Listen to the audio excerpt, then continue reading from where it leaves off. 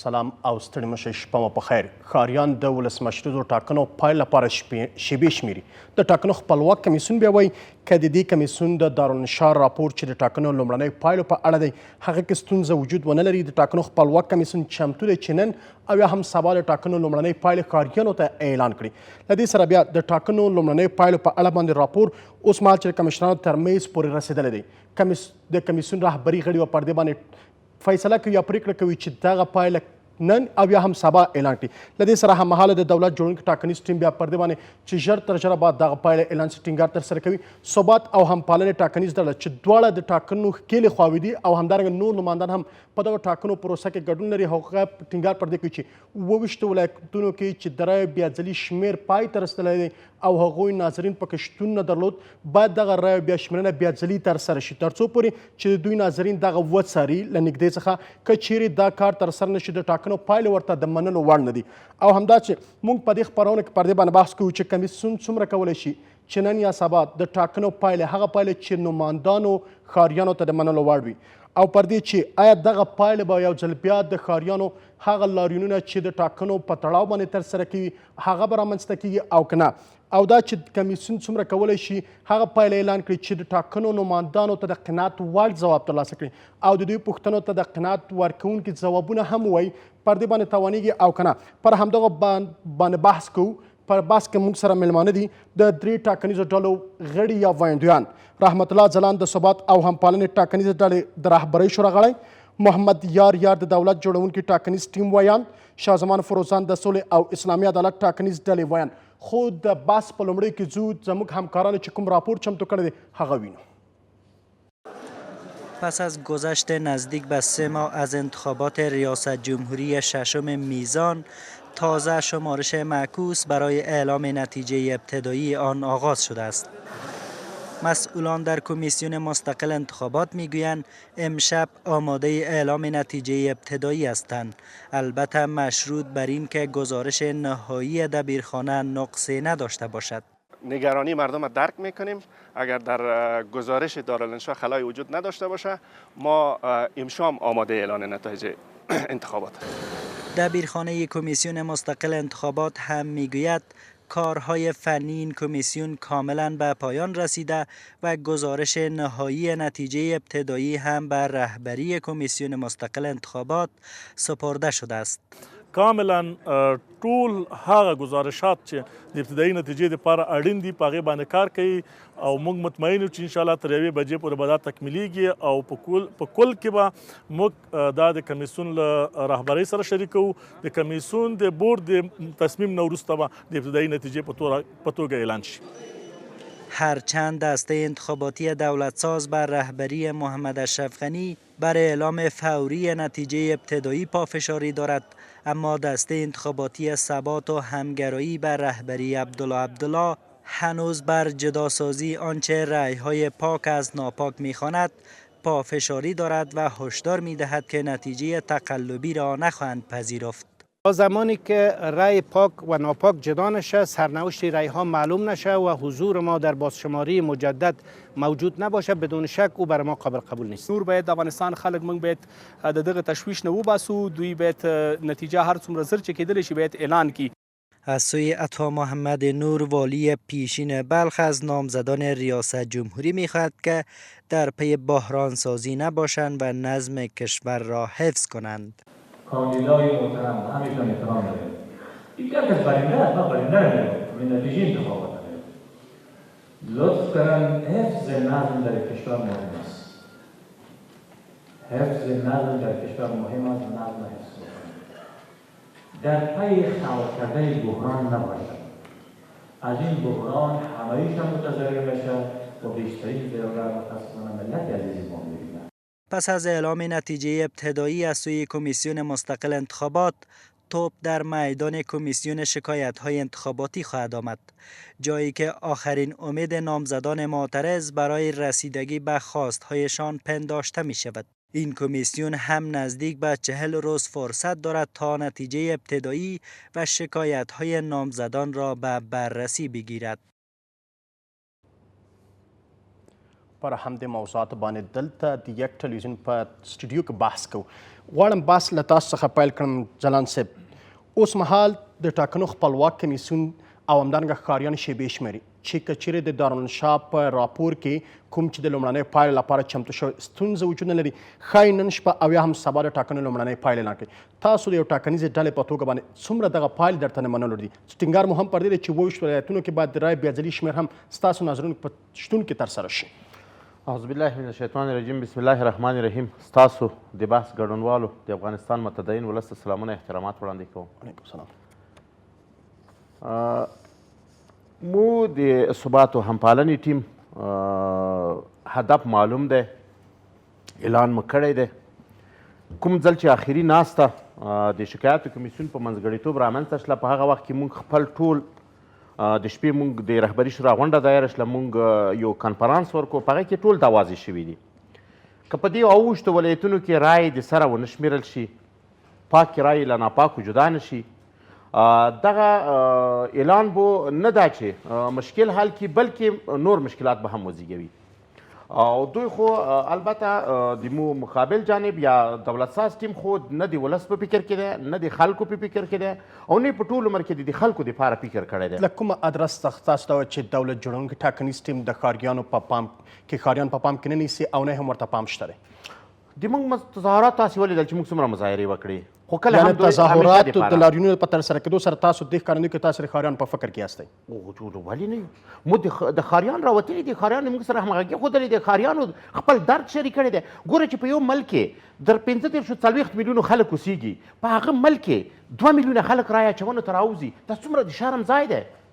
دا معلومه خبره ده چې دا انتخابات دوی رشخند کړي دي، انتخاباتو اهمیت یې له منځه وړی دی. د انتخابات کوم ارزښت چې دی هغه ارزښت نور نه لري خلکو ته، خلک یې تنګ کړي دي. انته اوس چې ته فکر وکړه چې دغه نتیجې دوی اعلانوي، په دې کې هم ته فکر وکړه ډېر د افسوس ځای دی چې 2 میلیونه رایې اچول شوي، په هغې کې هم درغلي موجوده دی، په هغې کې هم نړیوال کوکي وایي. یعنې ستاسو د ټیم له لوري درغلي نه ده شوې، یوازې دولت جوړونکی ټاکنیز ټیم؟ موږ دا نه دي چې موږ نه دی کړی، موږ کله هم داسې نه دي لیدي. موږ د ټیم له ادرسه به دغه چل نه دی لیدلی. که چېرته د موږ ټیم نه دا درغلي د موږ د ټیم شوي وي، هغه دې هم لرې شي. هغه چا چې دا درغلي کړې دي هغه دې مجازات شي د افغانستان د قوانینو په رڼا کې. موږ کله هم نه دی ویلي، موږ دا نه وایو. موږ وایو چې پاکې رایې د له ناپاکو جدا شي. همدغه ډاکټر صاحب غني دې وګټي، لومړی ټیم به د موږ ټیم چې ته مبارکي ورکوي، خو په پاکو رایې به یې ګټي. خو اوس د رایې بیا شمېرنه په 14 ولایتونو کې ترسره شوې، یعنې د کمیسیون په خبره پاک او ناپاک رایې سره جلا شوي دي. په ډېرې بښنې سره کله چې تا د قاضي سره دعوا شي، نو قاضي خو هر څه ته پاک وایي که نه. دلته خو اوس هم قاضیان دوی دي، هم محکمه د دوی په لاس کې دی، هم کمیسیون د دوی په لاس کې دی. زه د دې کمیسیون د غړو په حالت افسوس کوم چې دوی د هغه چا نه ملاتړ کوي چې د دوی ملګري، د دوی همصنفیان نور کمیشنران جیل کې اچولي دي. ګوره د دوی ته خو دغه شیان اهمیت نه لري، دوی خو همدا کسان هم بندیانوي. دا بې وخته تهدید کړي وي، ډار کړي به وي. دموږ غوندې عادي خلک اسناد یا څه مدارک شته چې دوی مدارک دغه دي چې خلک یې بندیان کړي که نه، هغه یې ورته وښودل چې که تاسو دغسې ونه کړل تاسو یې بندیانوم. دا خپله د ثبوت دی. هغه کسان چې بندیان دي، هغه ګوره یو څوک چې اعمال وکړي، د جرم اعمال وکړي، کله چې دغه اعمال یې چې کړی دی، د اعمال ته ته قانوني وایي، اصولي وایي، او دغه قابل د قبول وي، نو هغه چا چې عمل کړی فاعل هم مجرم نه دی. کله چې فاعل مجرم وي، فعل هم قابل د قبول نه دی، هغه به هم د منځه ځي. دوی وګوره چې پارلمان جوړ شو، په پارلمان کې غړي ناست چې باندې درغلۍ راغلي، د دوی لخوا مهندسي شوي وو، ولې کمیشنران او جزان بندیان دي. زه د دې ټولو په انتظار یم، انشاءالله دا به ټول جیل ته ورځي، دا به ټول روان وي. ګوره دغه د یو جرم نه دی، دغه د جرم د پاسه نور جرمونه کړي دي. لکه په دوی کې اوس حنیف دانشیار چې په خپله قانوني سند نه دی پوره کړی، هلته کمیشنر دی. که چېرته د دغ په وجود کې دا انتخابات شوي وي، که دا رئیس ټاکل شوی وي، که هره پرېکړه شوي وي، دا ټول غیر قانوني دي. ځکه د خپله قانوني نه چې ځلان صاحب پر دې باندې که چیرې د حنیف دانشیار د کمیشنرۍ موضوع باندې ټینګار ترسره شي، ستاسو د ټیم رهبرۍ هم پر دې کس ته رایه ورکړې چې دا د کمیسیون د کمیشنر په توګه باندې په دا نګمر، هغه وخت که چیرې ستاسو یو ټیم حقوقي صلاحکار نه درلود چې په دغه خبره باندې چې سنې قانوني پوره شوی تمرکز کړی وای، دغه مسؤلیت د موږ ته نه راجع کېږي. دا د یوه ټیم دپاره هم دا اسناد دې ته نه دي ورکړل شوي چې تاسو حقوقي لحاظه وڅېړئ. دلته یو حقوقي ادرس موجود وه چې هغه د دولت په لاس کې وه. د دې اسنادو څېړل د دوی مسؤلیت و، دا خو د موږ مسؤلیت نه و چې دغه خو تاسو هم د دولت جزء یاستئ. ګوره د موږ پخوانه چې د دولت جز یو اهمیت نه دی ورکړل شوی ډاکټر صاحب عبدالله ته ټول پرېکړې ټول کارونه په خپل سر کول په خپل سر روان و ډاکټر غني اوس هم په خپل سر روان دی د ډاکټر غني نه خو چې د موږ شکایت لرو خو واجب دا دی چې دا خو هېڅ څه احترام نه لري د ملک هېڅ قانون هېڅ ارزښت احترام نه لري ګوره هغه مډالونه چې د چا ده توضیح کړي دي ته وګوره چې د چا چاته ورکړي دي د افغانستان ارزښتونه یې سپه کړل دغو غریبانو ته دا څه اهمیت لري ګوره چې دغه ته یو حقوقي مرجع موجوده وای چې دا اسناد دوی ورکړي وای په هغه وخت کې څېړلي وای دا لیدلي وای چې دغه سړي تخطي کړی دی او که نه دغه په اسنادو کې لاسوهنه کړې دی که نه د اسناد یې ډیټ کړي دي او که نه دا سړی خو اوس هم ګوره د څومره ورځې چې موږ شکایت وکړی تر اوسه پورې نه دا سړی محکمې ته چا کش کړه نه چا څارنوالۍ ته بوتلو نه تر اوسه پورې دولت ولې د ټاکنیزو شکایتونو ته تاسو شکایتونه ثبت کړي هغه کمیسیون کې هغه کمیسیون د لومړنیو پایلو څخه وروسته 40 ورځې وخت لري چې شکایتونو ته رسېدنه ترسره کړي بخښنه غواړم دغه د ټاکنو شکایت نه دی چې موږ په ټاکنو یا په رایو په برخه کې وي دغه جدا موضوع دی جدا موضوع په دې دی چې دا یو کمیشنر بیخي غیر قانوني دی که دې کمیشنر دغه انتخابات د په حضور کې شوي وي ګوره د انتخابات هم قانوني صبغه نه لري دا انتخابات هم غلط یعنې پایلوټ چې سبا یا کنن اعلان شي هغه ستاسو ټیم ته د منلو وړ په هېڅ صورت نه تر څو چې موږ اووه ولایتونه ورسره حساب نه کړو پاکې ناپاکې رایې په خپلو سترګو ونه ګورو دا خو زموږ سترګې تړل دي او یو شي راباندې منل دي ډېره مننه یار صاحب د ټاکنو کمیسیون غواړي چې همدا پوښتنه له تاسو څخه هم پوښتم د ټاکنو کمیسیون اوس مهال د رایو د لومړنیو پایلو هغه راپور چې د هغه د کمشنرانو پر میز پروت دی ښایي چې که ستونزه ونه لري دا راپور نن یا سبا دا پایلې اعلان کړي ستاسو د ټاکنیز ټیم چې تاسو هم د دغه پروسې یو اړخ یاستئ څومره درته د منلو وړ دی څومره په ټینګار ترسره کوئ څومره په دې پروسه کې روڼتیا تضمین شوې ده زه هم په خپل وار سره خپل سلام ادب او احترام تاسو ته محترم رحمت الله ځلان صاحب ته او ښاغلي فروزان صاحب ته وړاندې کوم همدارنګه ټولو هغو ټکټونو ته چې په انتخاباتو په پروسه کې برخه واخیسته د دې رهبرۍ ته د دې ناظرینو ته د دې هغه ټولو کارمندانو ته چې ځانونه یې ستړي کړل په دغه ډیموکراتیکه پروسه کې د دې د کامیابۍ دپاره یې هڅې وکړه ټولو ته سلام او احترام وړاندې کوم او دا ښه زیری دی ټولو ته ښه زیری دی هر هغه چاته دا ښه زیری دی چې پر جمهوریت باور لري چې پر ډیموکراسي باور لري پر ډیموکراتیکو ارزښتونو باور لري او ډیموکراتیک اخلاق ورته مهم او ډیموکراتیک فهم لري دغو ټولو دپاره دا یو ډېر ښه زیری دی چې بالاخره د خیره سره د انتخاباتو پایلې اعلانیږي او په دې کې شک نشته چې ټول ملت په ډېره بېصبري سره انتظار باسي ځکه چې د انتخاباتو کمیسیون له بده مرغه به ووایو چې هغه خپل د قانوني صلاحیتونو څخه پر خپل وخت باندې استفاده ونه کړله او پر خپل وخت باندې دغه نتایج اعلان نه کړله خو بالاخره به اعلانیږي دا چې دوی ولس ته دا زیری ورکوي چې نن یا سبا به اعلانیږي دا زموږ دپاره هم امیدواروونکی ده ځکه چې دا د دې سره د ولسواکۍ د پروسې بریالیتوب تړلی دی او د ولسواکۍ د پروسې بریالیتوب چې دی هغه د هغو ارزښتونو سره لکه ښاغلي ځلان صاحب چې ورته اشاره وکړله چې هغه ارزښتونه دي د افغانستان د خلکو د هغو ارزښتونو ساتنه ورپکښې کې نغښتې د ورسره تړلې ده همدارنګه افغان ولس چې نهایت زیات واقعا ستړي سوی دی ټول ژوند په ټپه ولاړ دی یعنې تاسو د یو عادي وطنداره څخه ونیسئ بیا تر یو ماموره پورې تر یو کارمنده پورې ټول غریب کار ټول د دغه وضعیت څخه د دغه بحران څخه متاثر دي نو زموږ لپاره خلک مهم دي چې د دغه تاثر څخه خلک خلاص سي او دغه ستونزه ته د پای ټکی کېښول سي او جمهوریت چې ولس یې ارمان لري او په ډیرو لوی قربانیو سره یې دغه ارزښت ترلاسه کړی دی د جمهوریت د بریالیتوب زیری واوري یار صاحب همدلته تاسو د خلکو خبرې د ښاریانو خبرې وکړه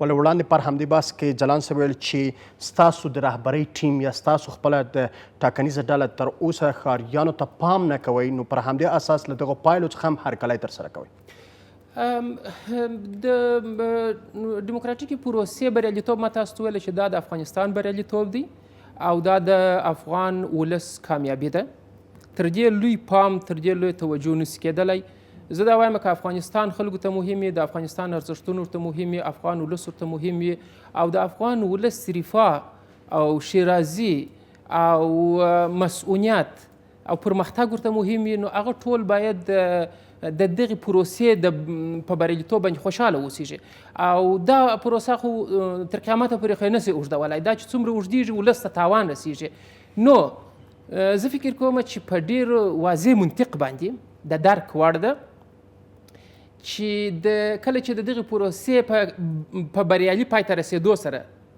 د ولس د سره څخه هغه د بحران اور مړ کیږي صحیح نو اوس څوک د ولس پلوي دی زما هیله دا ده د محترمو ټیکټونو څخه چې محترم خلک دي موږ احترام ورته لرو چې راځئ نور یې بس کو دا ولس ډېر وځپل سو په دې کې کیدای سي همدغه محترم ټیکټونو ځینې اشخاص و افراد د همدغه بحران لوبغاړي وه خو موږ دا وایو چې تیر پر تیر هیر پر هیر راځئ نور دغه ولس ته تکلیف جوړ نه کړو او دغه ولس د دغه بدې ورځې څخه راوباسو د دې څخه مهم هم هیله دا ده چې نور ورو ورو راځئ ډیموکراتیک فهم پیدا کړو راځئ نور ورو ډیموکراتیک اخلاق و ډیموکراتیک سواد تر ټولو مهمه خبره ده ډیموکراتیک سواد پیدا کړو سیده موږ نسو کولی چې تر ابده پورې هغه خپل جنگي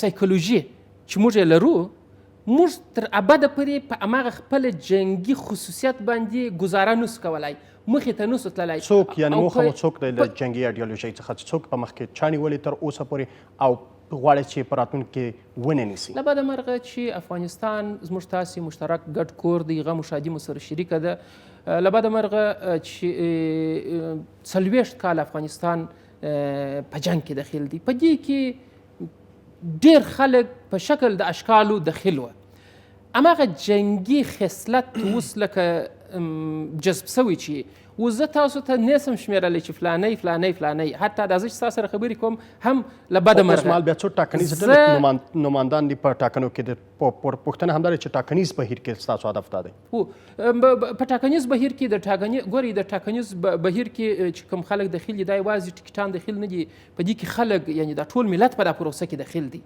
صحیح نو دا پروسه چې ده دا نه زموږ ده دا نه د یو مشخص ټکټ ده او دا نه په مشخصو افرادو پورې اړه لري دا پروسه ملي پروسه ده دا په ملت پورې اړه لري او دا ملت نور د جنګ څخه ستړی دی نور د جنګ په هیڅ نوم په هیڅ معنا نور جنګ د ولس دپاره نه تقدس لري نه ارزښت ورته لري نه معنا ورته لري نور باید موږ د دغه جنګي پړاو څخه و یوه ډیموکراتیک پړاو ته ولیږدو کله چې موږ لیږدو دا خبره هم دا یادونه هم درته وکړم چې دغه رقم جټکې دغه رقم زلزلې او پسلړزې لري دا باید د دې تحمل ولرو اما ټیکټونو څخه مو هیله دا ده چې راځئ نور نو اضافه تر دې د ملت هغه زغم و حوصله و تاسو خواته راگرزو فروزان سا میخوام از شما این گونه بپرسم که کمیسیون آمادگی میگیرد که فردا یا امشب نتایج نخستین انتخابات ریاست جمهوری را اعلام میکنه شما من حیث یکی از تکت‌هایی که در این انتخابات اشتراک کردن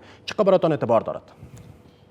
بسیار تشکر سلام عرض میکنم خدمت شما حاضرین در بحث جناب یار صاحب جناب زلان صاحب و تمام بینندگان گرامی تلویزیون یک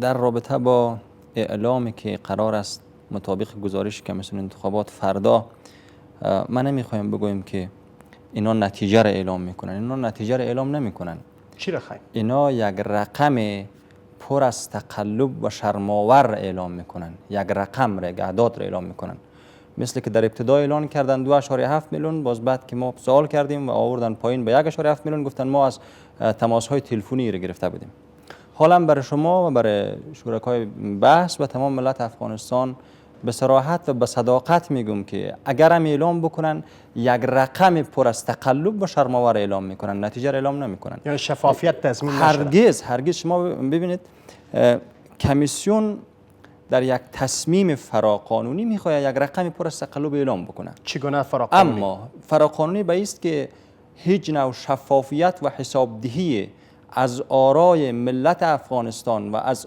اشتراک کنندگان ششم میزان نه در دسترس کاندیدا هست و نه هم در دسترس احزاب سیاسی بجز یک تیکیت مشخص که او تیکیت هم همواره در کار کمیسیون انتخابات مداخله کرده و کمیسیون انتخابات هم برای فعلا تبدیل شده به یکی از حامیان جدی تیکیت شما گفتین مداخلت در کدام مورد؟ ما بسیار زیاد عرض کدام کردیم. من تیکت فکر شما؟ میکنم تکراری هست. من حداقل چند مورد رو میخوام برای شما فهرستوار عرض بکنم. یکی این که کارمندان ارشد کمیسیون‌های ولایتی و مدیران ارشد کمیسیون‌های ولایتی به منظوری رئیس جمهور رفت مخالف قانون انتخابات است، چون قانون انتخابات به صراحت میگه که استخدام کارمندان دائمی و موقت در صلاحیت دارالانشا است. دومی که از مناطق ناامن آرا بسیار به گونه سرسام‌آور و بالا آمد، اجازه بدین شما، اما از مناطقی که امن بود و حضور ناظرین در اونجا به گونه نسبی تأمین میشد بسیار آرا کم گزارش شد و تمام رسانه‌های ملی و بین‌المللی هم گزارش دادن در پایان روز که اشتراک کننده ها بسیار کم بود. در کل به تناسب اشتراک کننده های انتخابات ششم میزان یک تقلب بسیار خطرناک، یک تقلب بسیار وحشتناک و شرم‌آور اتفاق افتاد که حتی خطر نابود کردن دموکراسی، جمهوریت و مردم سالاری رو در پی داشت. میخوایم خدمت شما در قسمت بعدی صحبت اشاره بکنم که رقم غیر شفاف و تقلبی وقتی فردا یا هر روزی که اعلام شود با عکس العمل جدی ملت شریف افغانستان مواجه خواهد شد. و یک چیز رو میخوایم بسیار واضح و شفاف و روشن و رک بگویم که رهبری تیکت انتخاباتی صلح و عدالت اسلامی مصمم هست که از حقش و از آرایش دفاع بکنه و در کنار ملت افغانستان، در کنار مردم افغانستان به خاطر احقاق حقوق این ملت با تمام توان و قامت رسا استاد خواهد شد. یعنی اگر فردا کمیسیون اعلام نتیجه بکنه شما آماده تظاهرات هستین علیه این نتیجه؟ بحث تظاهرات مطرح نیست. ببینید شما چگونه؟ اجازه بدین شما میخوایم بر شما عرض بکنم تمام موارد را. ما به گونه بسیار مدنی صدای خود بلند کردیم. شما جاده دارالمان شاهدش بودین، ولایت هرات شاهدش بودین، تمام اعتراضات گفته میشه. بله، جلال آباد شاهدش بودین. امیدوار بودیم که کمیسیون انتخابات به این خواست‌هایی که مبتنی بر قانون هست، مبتنی بر اسناد تقنینی است، مبتنی بر کارشیوه‌های حقوقی است، بشنوه این صداها را. وقتی این صدا را نمیشنوه معنایش است که صدای ملت به جای نمیرسه، معنایش است که صدای ملت خفه میشه. ما میگیم حق نیست که صدای ملت به جای نرسه، ما میگیم حق این است که صدای ملت شنیده شود. چرا؟ چون این ملت است که در انتخاب سرنوشتشان و در انتخاب زعیم سیاسیشان نقش دارن. اساساً جمهوری اسلامی همین معنا را داره. ببینید شما، جمهوری اسلامی مرکب از دین و دموکراسی است. یعنی یک نظامی که ترکیب شده هم از دین و هم اصول ارزش‌های دینی درش هست و هم دموکراسی درش هست، مرکب از دین و دموکراسی. و این نظام اساساً مردمی ترین نظام تاریخ است و این نظام اساسش و مبنایش و ریشش اراده ملت است. وقتی کسی به اراده ملت احترام نمیکنه، وقتی کسی به اراده شهروندان یک کشور احترام نمیکنه، شما کمیسیون احترام نمیکنه. کمیسیون انتخابات دقیقاً وقتی اینا به اراده مردم و به خواست مردم اعتنا نمی کند، او هم خواست بسیار صریح و واضحه که مبتنی بر قانون بود، هر نوع حوادث غیر مترقبه که اتفاق میفته مسئولیتش به دوش کمیسیون انتخابات است و مسئولیتش به دوش تیکیتی مشخصی است که در کار کمیسیون انتخابات همواره مداخله میکنه. دولت ساز، من واضح برای شما گفتم، دولت ساز ما برای شما عرضم کردم و موردی هم صحبت کردم که اینا در کار کمیسیون مداخله کرده. و بحث دیگه ای که ما میخوایم بگویم که ما زمان نتیجه را قبول میکنیم و زمان او را نتیجه نامش میمانیم. فعلا رقم تقلبی است، نتیجه نامش میمانیم که تصفیه کامل صورت بگیره، آرای پاک و ناپاک از هم جدا شود، آرای شفاف مردم افغانستان در تعیین زعیم سیاسی آینده افغانستان باید مؤثر باشد و مؤثریت داشته باشد. اگر آرای مردم افغانستان تعیین کننده نباشد، تقلب تعیین کننده باشد، ما میخوایم عرض بکنم که هر سه تا جناح، اجازه بدین تشکر، دوباره برمیگردم فرزان صاحب، اگر کم کردین از وقت ما باز کم کنین. ببینید شما، میخوایم واضح بگویم که هم متقلب و هم حامیان متقلب و هم کسانی که در این پروسه افغانستان را به بحران میبرند و میخواهند به بحران ببرند، تمام اینها به پنجه قانون سپرده میشن و میخوایم بگوییم که قانون بسیار زور داره و کسایی که فعلا متوجه نیست باید متوجه وضعیت شوند. و کمیشنران قبلی کمیسیون انتخابات حالا کجاست؟ تشکر. قانون و مردم افغانستان و اراده ملت زور داره و باید به این اعتنا شود و به قانون و به تشکر. فرزان صاحب، یک میان برنامه داریم، تقنینی احترام گذاشته شود. بیننده عزیزم، یک میان برنامه کوتاه.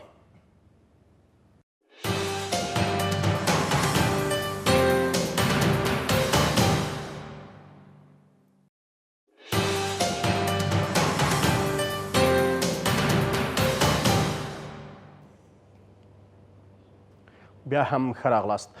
ځلاند صاحب اوس مهال غواړم له تاسو څخه دا رنګسې وپوښتم چې اوس مهال څه تاسو پر دې ټینګار ترسره کوئ چې د ټاکنو پایلې نه منئ، ځکه خبره د درغلۍ د شفافیت نه دی تضمین شوی. د کمیسیون په کمشنرانو باندې هم نه دي توانېدلي هغه شفافیت چې کوم تاسو غوښتونکي هغه ترسره شي.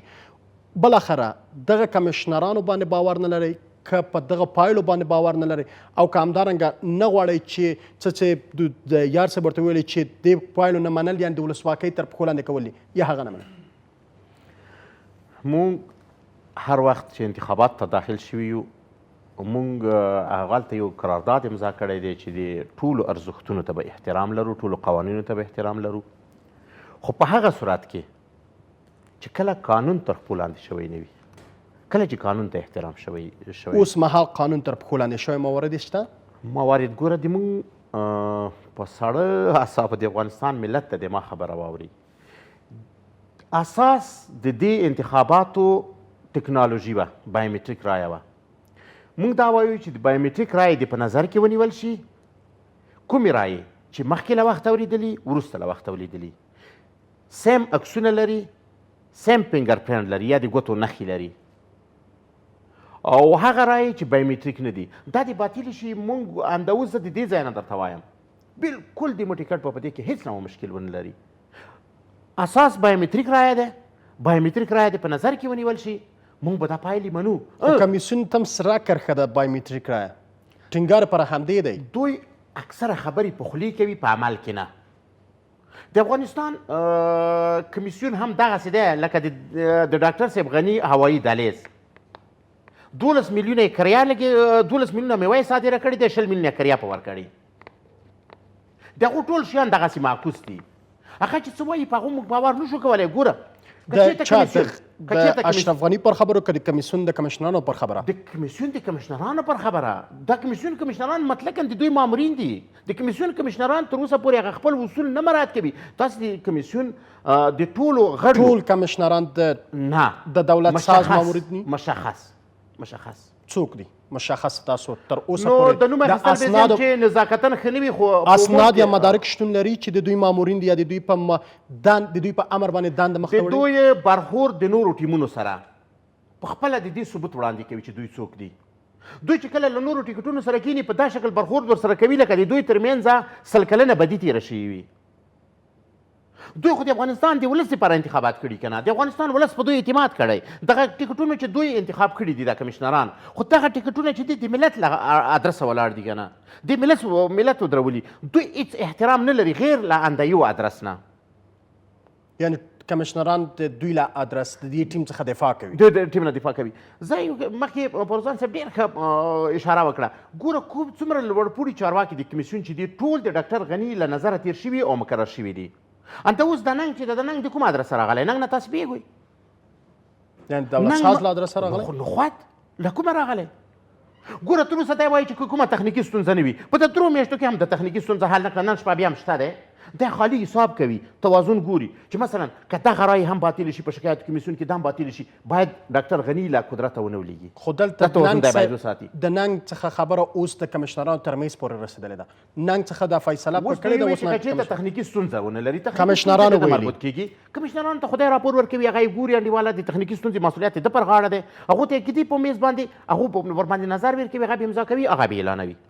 دغه اوس مشکل په دې ځای کې دی چې د تخنیکي ستونزې مسله څه دی. اول د تخنیکي ستونزې مته څه شی دی؟ ولې کمشنر دا ویلي دي که چیرې د دارالانشا په راپور کې تخنیکي ستونزه شتون ولري، یعنې هدف دا دوی به د نظر نه تېروي که چېرته دغسې یو موارد دوی پیدا کړل چې دغه رایې هلته باطلېدلی شي، بیا به هم درته وایي چې یوه بله لاره ورکې ولټوه. دا انتخابات نه دي. که دومره ستونزه د دولت ساز په خلاف کې وه دا 10 ورځې نور هم ځنډوي، ځکه قانون ته دوی احترام نه لري، قانون ورته ارزښت نه لري، ملت ورته ارزښت نه لري، خلک ورته ارزښت نه لري.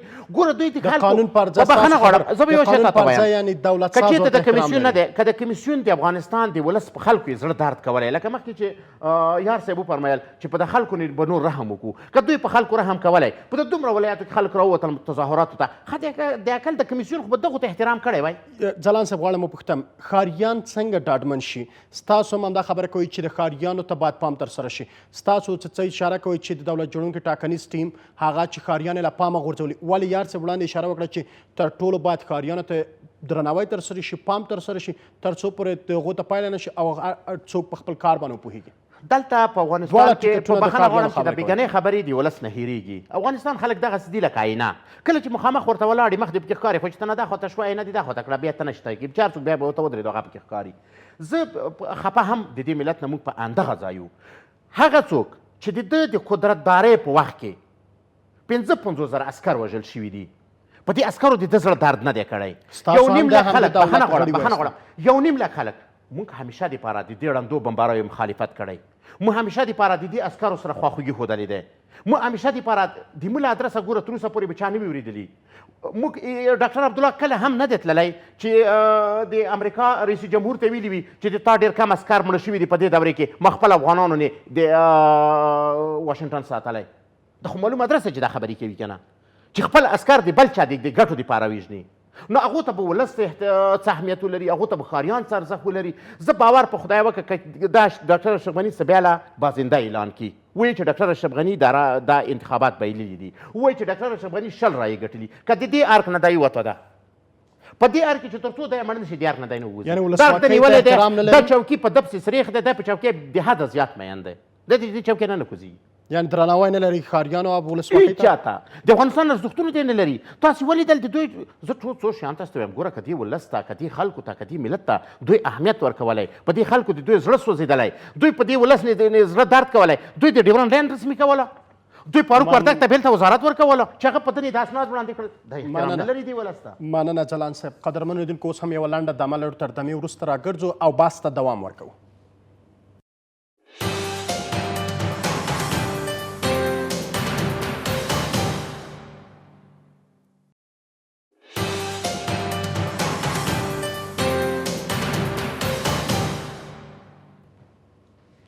بیا هم ښه راغلاست. پر دې مو د ټاکنو په تړاو باندې بحث لرو.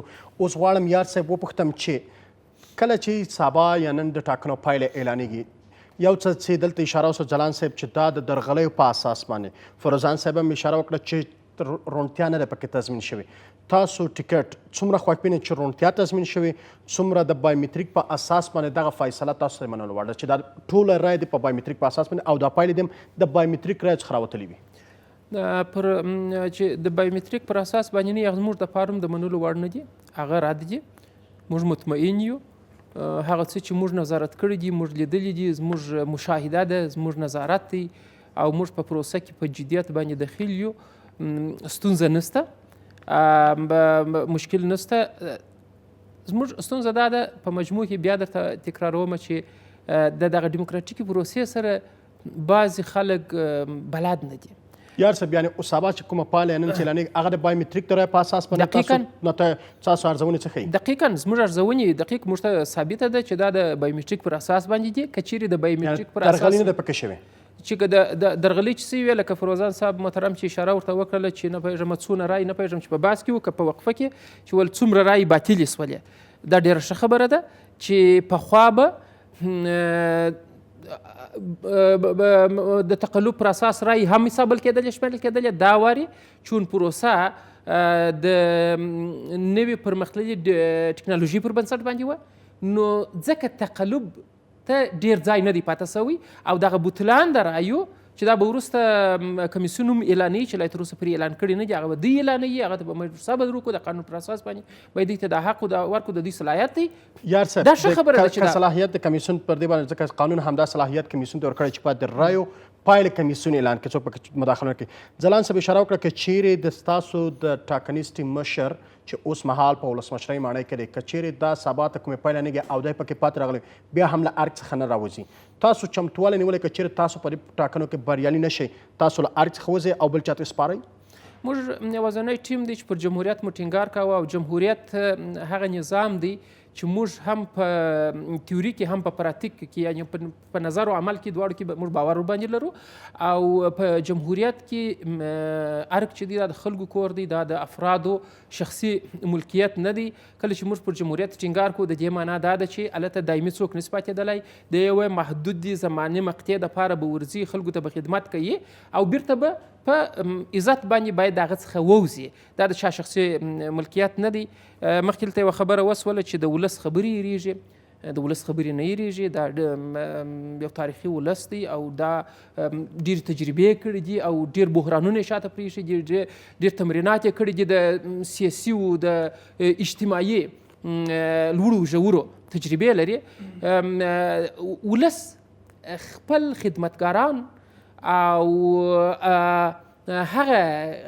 خلک چې د ولس ارزښتونه او د ولس نیکمرغي یې په بول او کړي دي دا نور پېژندلي دي او دا یې تفکیک کړي دي او نور ولس خپله محاسبه کړې ده او دا محاسبه چې ده د ډیموکراسۍ او د جمهوریت ډېر ښه ترازو دی چې د ولس په لاس کې او دا سپکو دروند تللی سي اجازه راکړئ همدلته په لاندې ټوک کې هم راته که بیرته ځواب راکړئ تاسو هم همدا اشاره کوئ چې ولس خپله پرېکړه کړې دواړه ټیکټونو استازي هم دلته شتون هغوی وایي چې ولس د پرېکړو خپله پرېکړه کړې ده ولس اوس مهال ولس یا لکاریانو ته تاسو څومره ډاډګیرنه ورکولی شي چې ولس خپله پرېکړه کړې ده ځکه دوی دواړه هم پر دې ټینګار کوي چې ولس پرېکړه کړې ولې کمیشنرانو پکې لاسوهنه کړې ولس په دې کې شک نشته چې ولس خپله پرېکړه کړې ده زه به په دغه ځای کې یو ډېر جالبه ټکي ته اشاره وکړم چې خپله د ثبات او همپالنې ټیم هم همدا اوس وویله او خپله د سولې او اسلامي عدالت ټیم هم همیشه دا خبره کوي وایي دا د شرم وړ ده چې په یو 10 میلیوني نفوس کې 2 میلیونه راوځي زه خو وایم چې دا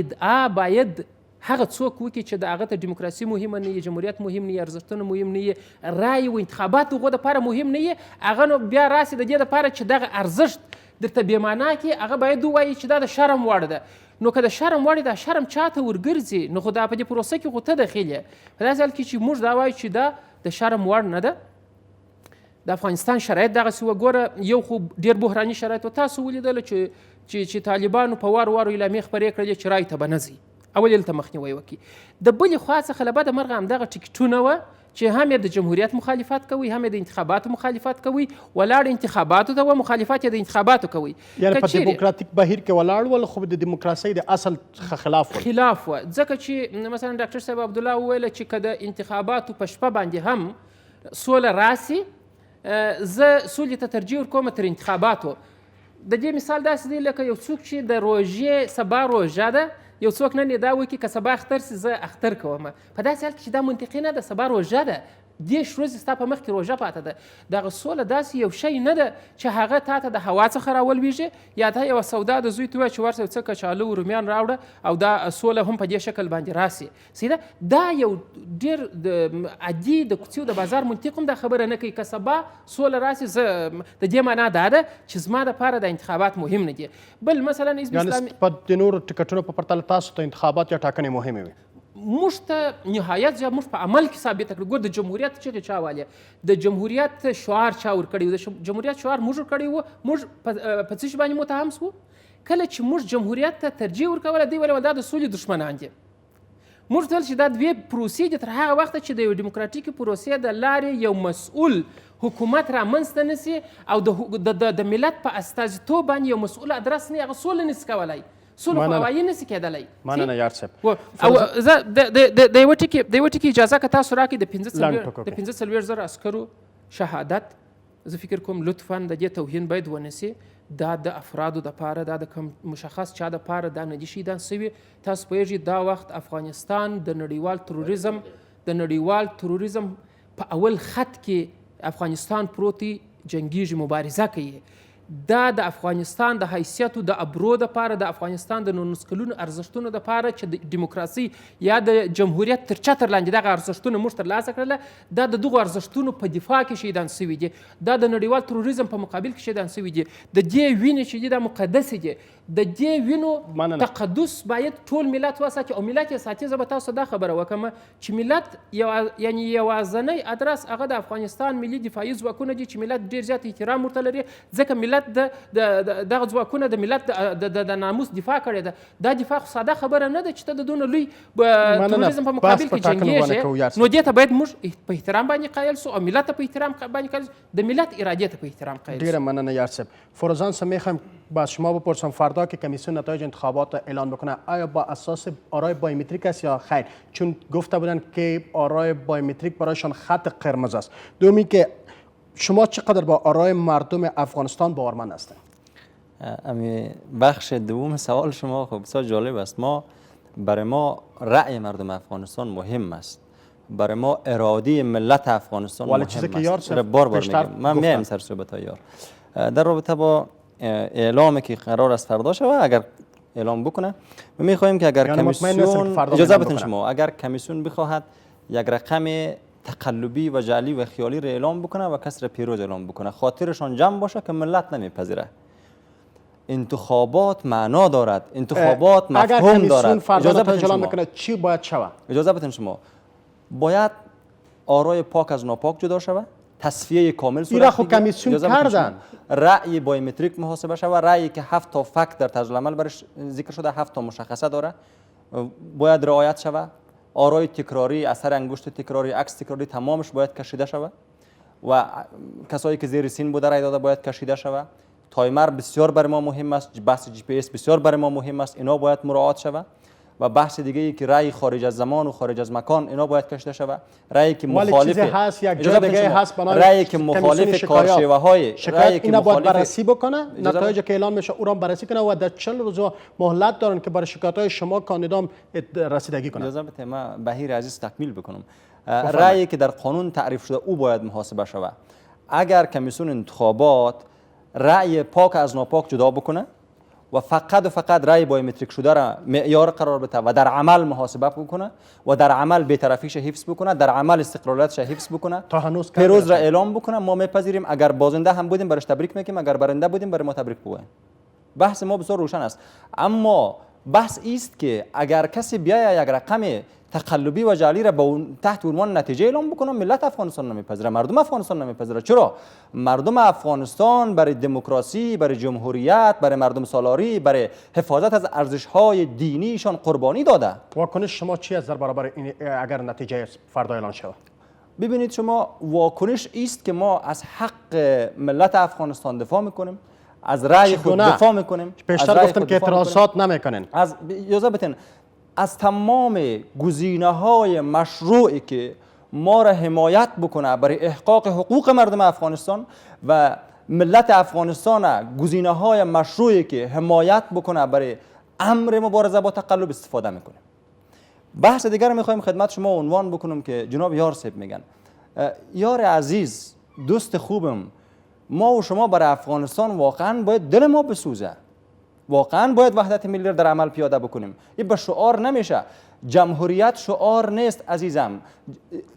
اجازه بدین شما، مردم سالاری شعار نیست، دموکراسی شعار نیست. دموکراسی حکومت مردم بر مردم است.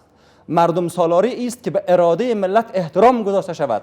مردم سالاری این نیست که اگر کسی بخواهد صدایش بکشد و اعتراض بکند با موترهای آبپاش صدایش خاموش شود، با شلیک گلوله بر فرقش صدایش خاموش شود. این دموکراسی نیست. بله نشده. شما در دهمزنگ ندیدین؟ شما در شورای زنبق ندیدین؟ شما تظاهراتی که جنبی تظاهراتی را که تیکت ثبات هم برای داشتن با موترهای آبپاش، با موترهای آبپاش صدای مردم خفه شما اعتراض کرده باشین دولتسان مانع شما شده؟ ببینید شما، اعتراض وقتی که مردم افغانستان اعتراض میکنه، تیکیت اعتراض نمیکنه، ملت افغانستان اعتراض میکنه، باید صدای ملت شنیده شه. جام جز خودم ملت میدن، میگه ملت برای ما رای داده و ما با اساس همان ملت میریم بر ریاست جمهوری. ببینید شما، ما میگیم که به اراده ملت احترام شه و هر کس را که ملت انتخاب کرده به ریاست جمهوری بره. و من در قسمت همه نامزده همین حرف میگفتن. ما میخوایم بگویم که جمهوریت، دموکراسی، مردم سالاری، قانون اینا مفاهیم انتزاعی نیست. اینا معنای مشخص داره، محتوا داره، مفهوم داره، منطق داره. چرا مطابق از اینا در عمل کار نمیشه؟ در شعار ببینید، من برای شما میگم تقلب و سازماندهی تقلب و انتخابات مهندسی کردن، من فکر میکنم جمهوریت نیست، بلکه تقلب بزرگترین دشمن جمهوریت است. بلکه مهندسی ساختن انتخابات بزرگترین دشمن دموکراسی و مردم سالاری است. کی میگه اینا جمهوریت هم احترام کرده؟ و بحث دیگه است که ملت افغانستان و مردم افغانستان شما باور بکنین که بسیار به یک وضعیت شکننده زندگی میکنه و جناب رئیس جمهور با تمام احترامی که ما به ایشان دارم اراده ملت سلب کرده، هیچ نوع پاسخدهی به ملت نداره. وقتی زمان فرا میرسه که بیا حساب بده، زمان فرا میرسه که بیا حساب بده، متاسفانه فرار میکنه و حاضر نمیشه حساب بده. ما کم است، یک دقیقه فرصت برای همه شما داده میشه. جلان صاحب غواړم وپوښتم دلته ډېرې خبرې پر دې باندې وشوې چې دیموکراسۍ ته باید درناوی ترسره شي او کومې پایلې چې سبا ته اعلانېږي یا نن اعلانېږي هغه ته هم باید درناوی ترسره شي. تاسو تر اوسه په ټیم کې ژمنتیا د دې چې دغه پایلې یار صاحب ویلې چې باید ژمنتیا پیدا کړي چې د خلکو د رایو پر اساس چې کومې پایلې اعلانېږي هغه سبا ومنئ. دا په کراتو لنډ درته وایم چې رای پاکې وي، بایومتریک وي، د ولس اراده پکې تمثیل شوي وي، موږ یې منو. خو یوه خبره کوو هغه څوک، زه لنډ وایم، هغه څوک چې دوی وایي چې د ولس خدمتګار به هغه وي چې یو نویم کوډ خالي کړی. د خدمتګار به هغه کس وي چې هغه وایي چې د لوی څارنوالۍ او د بانک نه د څوک تفتیش او پوښتنه نه کوي، حتی څارنوالي هم. هغه څوک به د وطن خدمتګار وي، د ملت خدمتګار به وي. زه یوه خبره کوم، مخکې د یوه خبره وکړه چې ډاکټر صاحب عبدالله وایي چې که چېرته انتخابات د نن شپه سوله راځي نو زه انتخابات نه تېرېږم. دې د ولس قضاوت وکړي چې دې ته عبدالله حسن نیت دی، د قدرت نه تېرېدل دي که نه په قدرت پسې خښېدل دي. دوی د انتخابات هم همدغسې دي لکه څنګه چې کم دی. جلان صاحب یار صاحب غواړم له تاسو څخه وپوښتم چې تاسو چې ډېری تاسو ډله یا تاسو ټاکنیز ټیم پر دې باندې تورن دی چې درغلۍ مو ترسره کړې ده، آیا درغلۍ تاسو لپاره مسره کرښه ده یا نه منئ او که نه یوازې بایومتریک رای په اساس باندې چې کومې پایله نه همغه تاسو منئ او د همغه مشروعیت تاسو ته همغه رای لري؟ په هیڅ وجه باندې موږ درغلي نه منو، درغلي رد ده او دا سوال بیخي منتفي دی، باید بیخي مطرح نه سي. داسې څوک شته چې هغه وایي زه درغلي منم؟ نه منو. والا ټیکټونه تاسو پر دې باندې تورنوي چې تاسو درغلي ترسره کړې؟ هغه لکه تاسو یعنې کړې ده، حتی دوی دې کړې تورنوي نه، حتی کړې کلمه درته استفاده کړې. ګورئ یعنی تاسو په وار وویل چې هغه انتخاباتي محکمه هغه د موجوده شکایت کمیسیون ته که اصول د چا دپاره مهمې، خو اصولا لار همغه ده. یو بله دا ده چې د ډیموکراسۍ خبره، مثلا فروزان صاحب ته زه نهایت زیات احترام لرم، ډېر دانشمند ځوان دی او ډېر روښانه آینده لري، خدای دې ژوندی لري. اما دا ورته وایم چې حزب اسلامي پر ډیموکراسي باندې اصلا باور نه لري. تاسو د تیرې هفتې د دې د شهادت ورځپاڼه وګورئ، ډیموکراسي او کمونیزم یې په یوه تله سره تللي دي، دواړه یې رد کړي دي. چې لپاره دوی په تیوري او په پرنسپ کې پر ډیموکراسي باندې باور نه لري. بل دوی د ولس خبره کوي. دغه د محترم استاد عطانور خبرې تاسو اوس واورېدلې، د ثبات او پالنې دغه څوک دی چا حمایت کړی دی؟ جمعیت اسلامي. د جمعیت اسلامي اجرایي رئیس دا خبره کوي ماوین یې زموږ حمایت وکړي.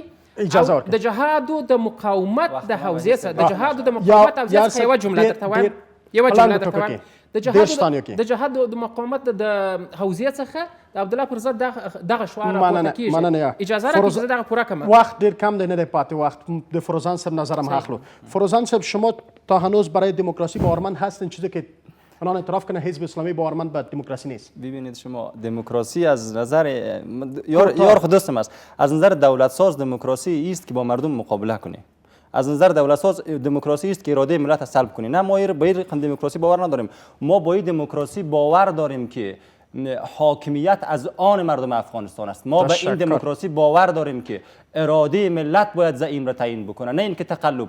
و میخوایم برای شما یک نکته بسیار کوتاه بگویم. جناب بهیر صاحب، باید کمیشنران محترم کمیسیون انتخاباتی وضعیت شکننده افغانستان را درک بکنن. اگر وعده های و اگر ضمانت های از طرف حکومت میشه، شما باور بکنین که به هیچ کدام از وعده ها عمل نمیشه، با هیچ کدام از تضمین ها عمل نمیشه. اما تنها قربانی در پایان کار کسانی است که به تقلب و به متقلبین اجازه کار میدن. تشکر له دریواړو مېلمنو رحمت الله ځلاند او همدارنګه محمد یار او شاه فروزان چې بحث کې مو ګډون وکړ. تاسو قدرمن لیدونکو هم ډېره زیاته مننه کوم. تر دې دمه زموږ ملتیا او تربیه مو الله مل شه.